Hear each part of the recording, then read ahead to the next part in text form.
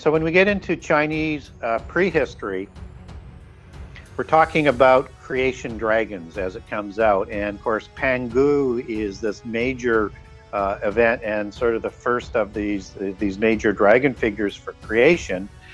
And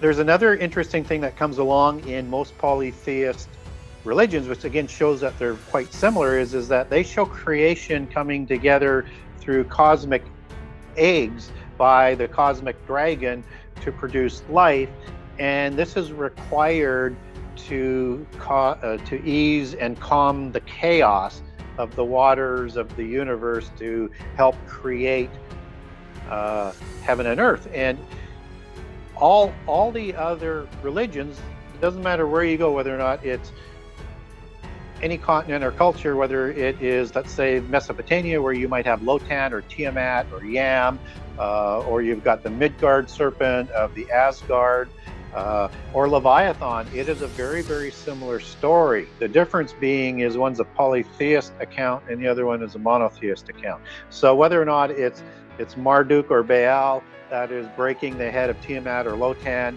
using that to divide and make the sky and the earth and the separation of the waters and the calming of the chaos, or God is killing the multi-headed Leviathan. There's a similarity in prehistory, although when I look at all of them, I'll just say for the record is that the Genesis account is by far the more accurate, more detailed, and most logical account, just because creation needs to happen in that sort of event.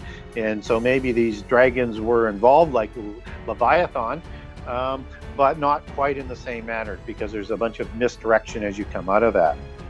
The Rockefellers would go over and meet with the Lee family, and that's one of those ancient pictures. He was meeting with, I think it was it David Rockefeller on the picture? It doesn't matter. But when Li Peng comes to China, or comes from China to the U.S., he meets with the Rockefellers as you come out of that. And it's out of Pangu that you get the three sovereigns that are going to create sort of Ante-deluvian society. And you have like three sovereigns, as they're called in the Chinese mythology. You have a heavenly sovereign, and you have an earthly sovereign, and you have a human sovereign. And then after that, you have the five empires. And by the time you get down to probably the most important figure to where we're going today is Yu the Great, who is a descendant coming out of these gods. You are now after the flood.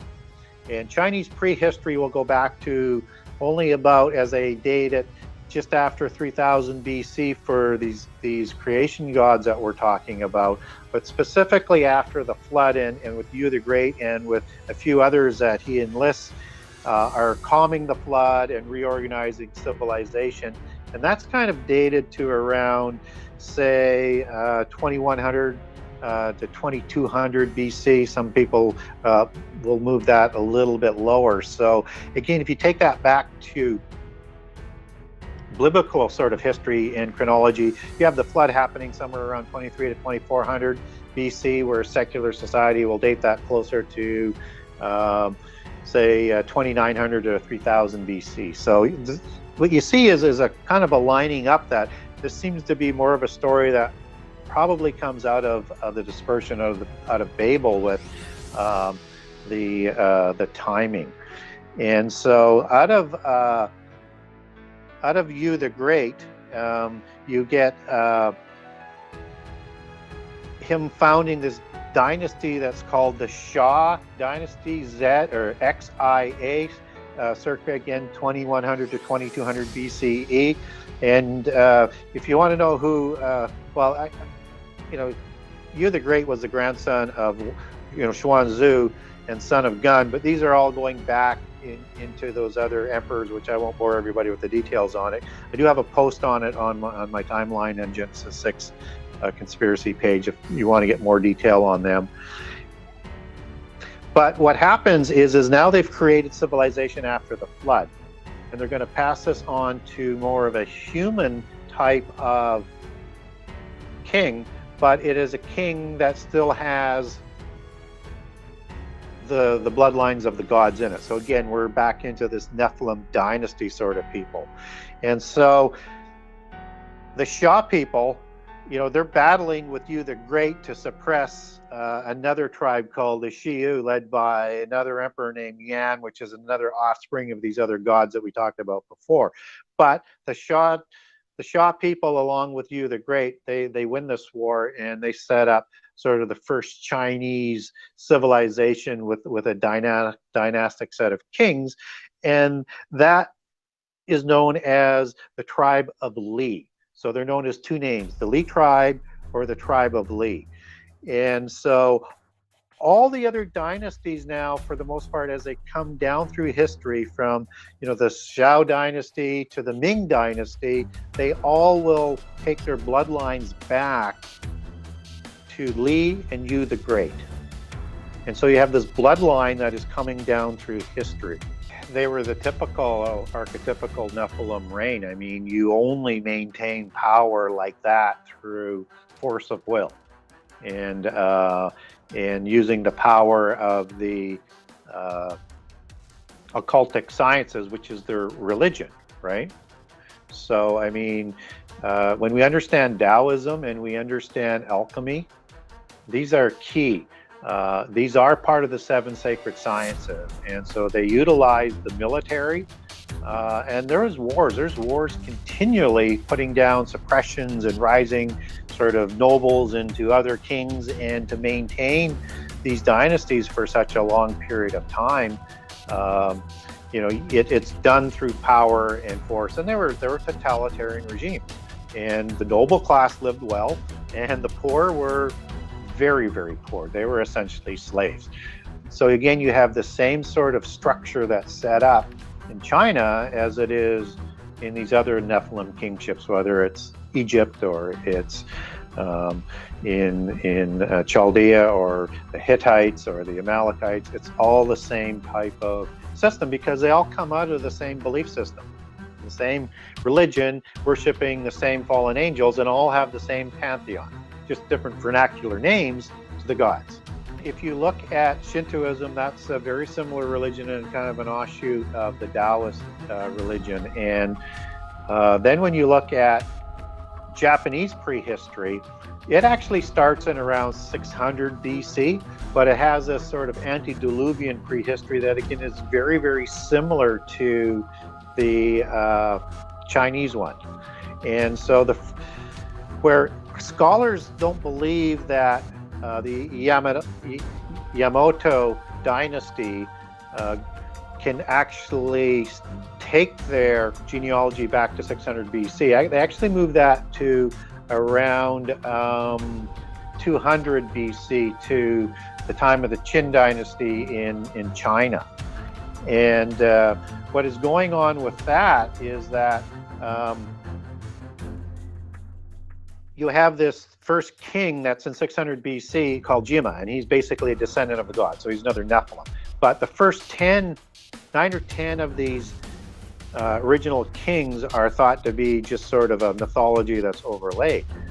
But in around 200, you have this interesting going on with one of the Qin dynasty members, and I'm just looking for some notes on that one. I'll see what I've got. But his name is Zhu Fu, and he's a sorcerer in the Qin dynasty. And what he does is he's commissioned to go find this this mountain that is called Penliang, as I recall, and search, because this is supposed to be one of those mountains of immortality.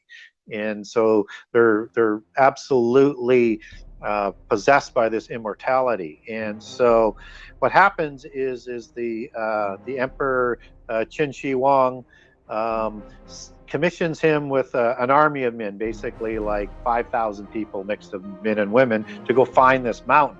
And so he never comes back, this Zhu Fu. People looking for spelling on that, look at XUFU.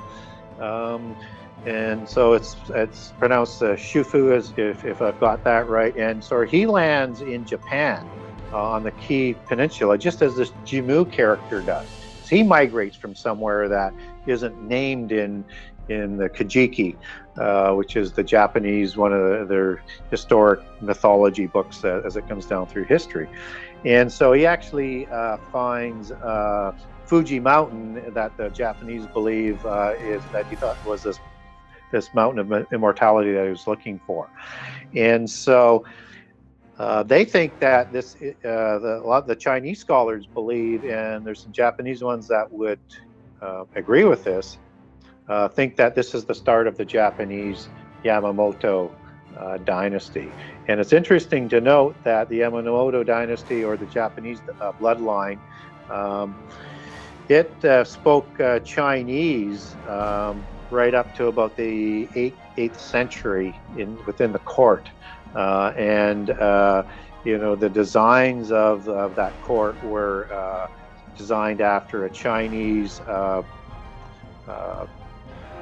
monument and temples. So seems that what's happened is that in the Qin dynasty, again, would be a descendant of the Li dynasty, right? But what's also interesting about Zhou, the House of Zhou, is this is another original tribe of people.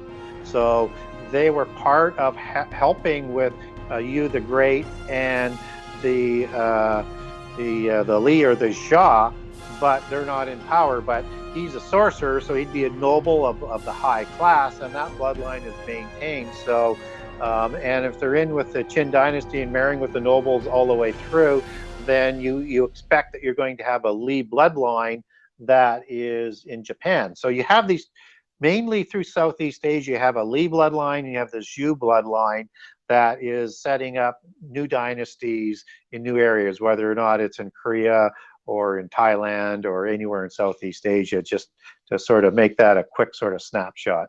So I want to give a little more credibility to what I'm saying about, because everybody would say that's just mythology or whatever. But if, in terms of these Chinese dynasties linking themselves back to the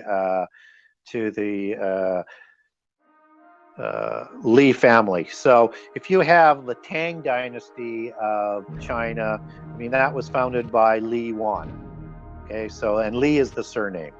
And you also have, you know, Laozi as one of the main philosophers, who is also thought to be part of the Li bloodline. And then you have the Han and Huang dynasty that's founded by Li Bang. And you have several different spellings of Li, whether it's Li, Liu, Lee, but they're all sort of just, because there's many different dialects in Chinese, so they'll have a few different spellings, but they're all going back to the same Li family. And so, just as a couple of quick examples, as Li family members starting new dynasties, and the Zhou dynasty again takes their lineage right back to the Zhou, that's Zhou, right back to the Yu the Great, which was the Xia and Li tribes. So, and if we take that further downstream, if we look at the current president of China, his name is Li Peng. Li is the surname. And if we looked at, you know, some other Lis, let's say in Singapore, there was Ling Kuan-yu and Li Ka-shing out of Hong Kong. The Lis are a dominant family right throughout Southeast Asia. They're not just in China. That's why I mentioned earlier about the Li family and clan that is that had spread out to other parts of the countries. And they also have this connection with secret societies as well. And so you've got like the Red Spear Society, and you've got the Illuminati branches. You have the Wotu Society. You've got the Ko Inu Hui Secret Society. You have the Green Gang Secret Society. And understand that they use these mafia groups to help with the reign, either through insurrection to help gain power and then to help gain control. So they're not only working with the levers of government, they're also working through secret societies and Chinese mafia. to hold control. And so these are kind of considered like the Illuminati of the East. And then if you run through all of the different sort of triad branches that are around the world, you've got them all run by members of the Lee family. So it doesn't matter whether or not you go to England, or it doesn't matter whether you go to the United States, that's going to be run by somebody from the Lee family. You find this imagery of sacred, of Freemasonry sort of iconology that should not be mixed in with ancient Chinese history. But what you find is that, again, if you go back to the 7 sacred sciences, they are related, right? Masonry is the 5th science. It's this mystical religion that creates the secret societies to develop the 7 sacred sciences. And building obviously is a significant one of the ancient times, which was why Masonry was so important, or otherwise known as geometry. I mean, this is just not a coincidence. And Li Peng, he managed the economy for many years before rising up. You have the Li family that's heavily involved with Mao Zedong and the revolution. I think that's more of a stylized version, because those 2 bumps on the head there, he was a horn god. And so where have we heard that horn god scenario before? Well, it's in with the pan gods, it's in with Azazel, it's in with the serpent god. And when you get into the Wutsu society, I mean, that is looked upon as the Freemasonic organization of the East. And it is so very, very similar. And again, how do you have that grow up in parallel through the millennia and be so very, very similar to the Masonic organization? And of course, the Wutsu society means 5, Wu meaning 5. From those 5 gods that I was telling about earlier that are there before Yu the Great. So it goes, again, they're taking their allegory right back into history. And Freemasonry and the Wutsu Society have almost the same sort of organizational structure and tenets and belief system. And again, I don't believe you can get that sort of coincidence just happening without explanation. I think it's the same belief system, right? That's why when you have in the end time to understand that this is this old religion, this isn't Islam that's going to be, in my opinion, the universal religion. You can't do it by force anyways, right? But it's the religion that's on all continents already and has been there ever since the flood and before. It's the original religion of rebellion, just as Babel was rebellion against God with the Babel religion. That's why it's the Babylonian religion of the end time. That's the allegory. We need to understand that probably what would be the population of the world that would worship a polytheist religion today? At least half, right? Because I'm eliminating seculars from the West out.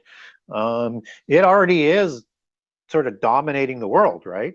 And the monotheist religions would maybe account for 3 billion people. It's important to understand that, because in everything, I don't tend to deviate, that you have this organizational structure of Nephilim and Nephilim descendants. You have the pantheon of fallen angels.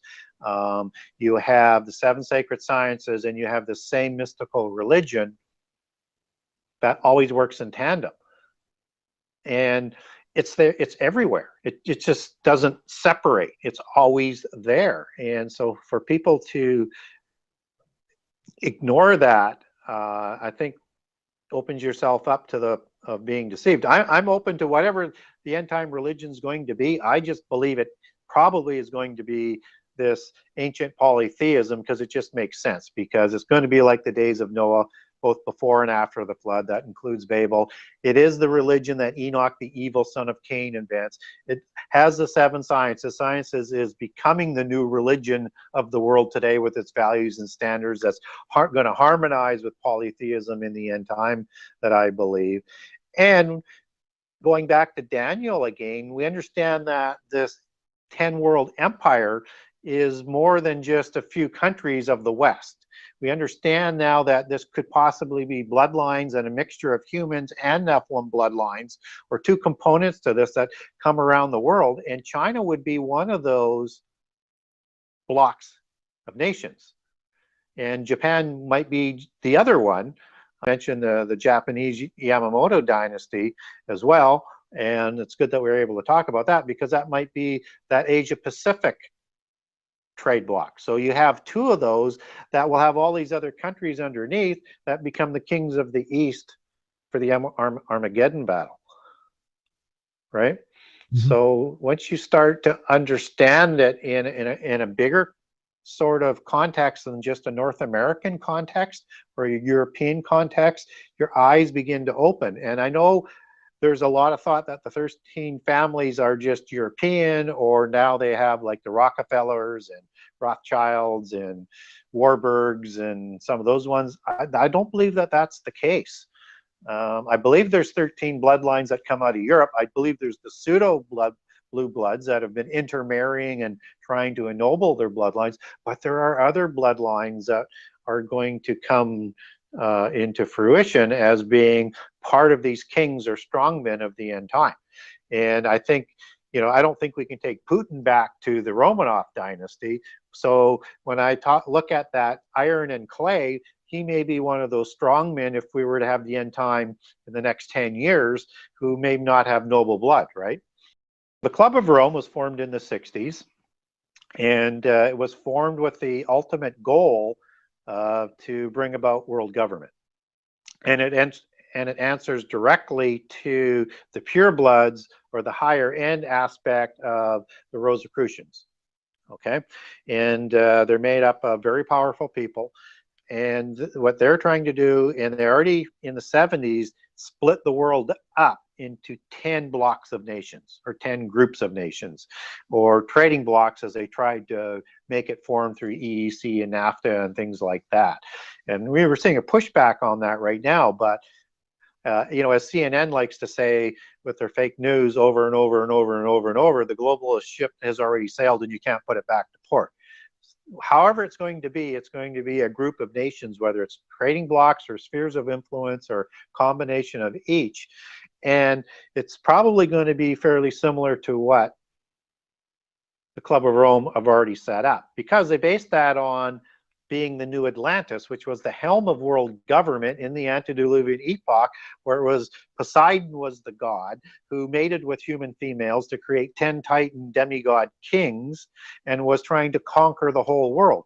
Now, Plato and Critias and Timaeus will tell us that the Athenians checked them in the Ante-deluvian world, but that was the golden age. That's the age they want to bring back.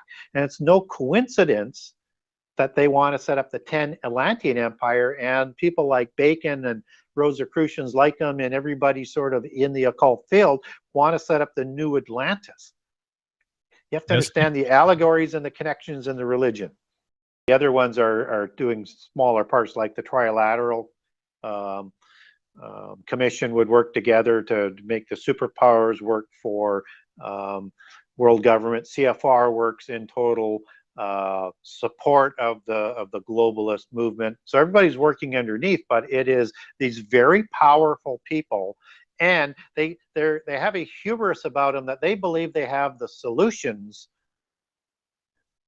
to solve the world's problems, but you have to form into this world government.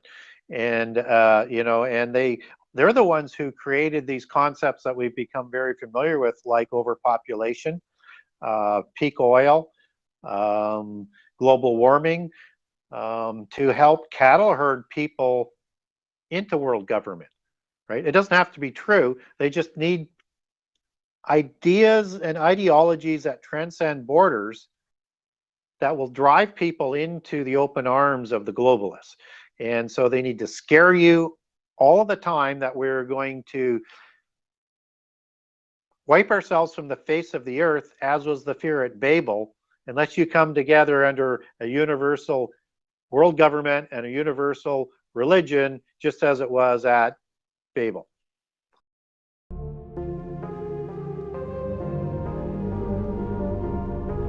An illusion it will be. So large, so vast, it will escape their perception. Those who will see it will be thought of as insane. We will always stand above the relative field of their experience, for we know the secrets of the Absolute.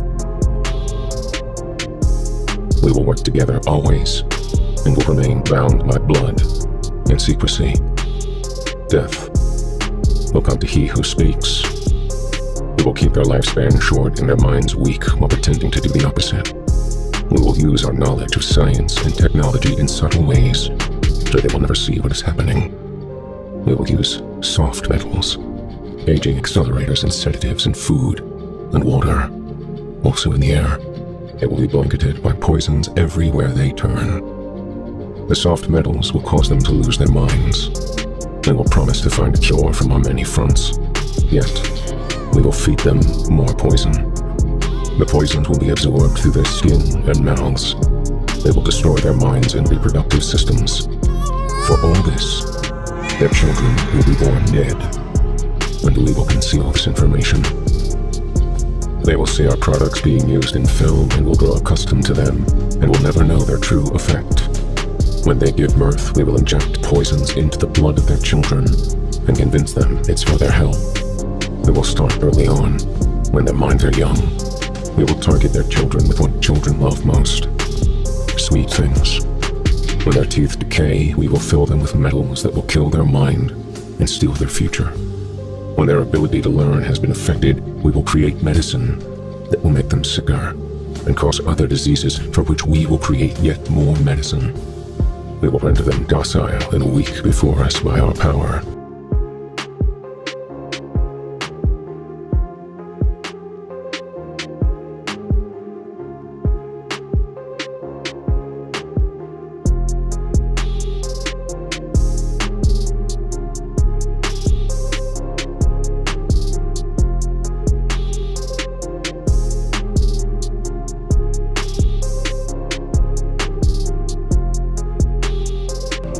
Their minds will belong to us, and they will do as we say. If they refuse, we will find ways to implement mind-altering technology into their lives. We will use fear as our weapon. We will establish their governments and establish opposites within. We will own both sides. We will always hide our objective, but carry out our plan. They will perform the labor for us, and we shall prosper from their toil. Our families will never mix with theirs. Our blood must be pure always, for it is the way. We will keep them separated from the oneness by dogma and religion. We will control all aspects of their lives. We will make them kill each other when it suits us, and tell them what to think and how. We will guide them kindly and gently, letting them think they are guiding themselves. We will foment animosity between them through our factions. When a light shall shine among them, we shall extinguish it by ridicule or death, whichever suits us best. We will make them rip each other's hearts apart and kill their own children. We will accomplish this by using hate as our ally, anger as our friend. The hate will blind them totally, and never shall they see that from their conflicts, we emerge as their rulers. They will be busy killing each other. They will bathe in their own blood and kill their neighbors for as long as we see fit. We will benefit greatly from this, for they will not see us, for they cannot see us. We will continue to prosper from their wars and their death. We shall repeat this over and over until our ultimate goal is accomplished. We will continue to make them live in fear and anger through images and sounds. We will use all the tools we have to accomplish this. The tools will be provided by their labor. We will make them hate themselves and their neighbors. This they must never know. We will always hide the divine truth from them, that we are all one. They must never know that color is an illusion, They must always think they are not equal. Drop by drop, drop by drop. We will advance our goal. We will take over their land, resources, and wealth to exercise total control over them. We will deceive them into accepting laws that will steal the little freedom they will have. We will establish a money system that will imprison them forever, keeping them and their children in debt.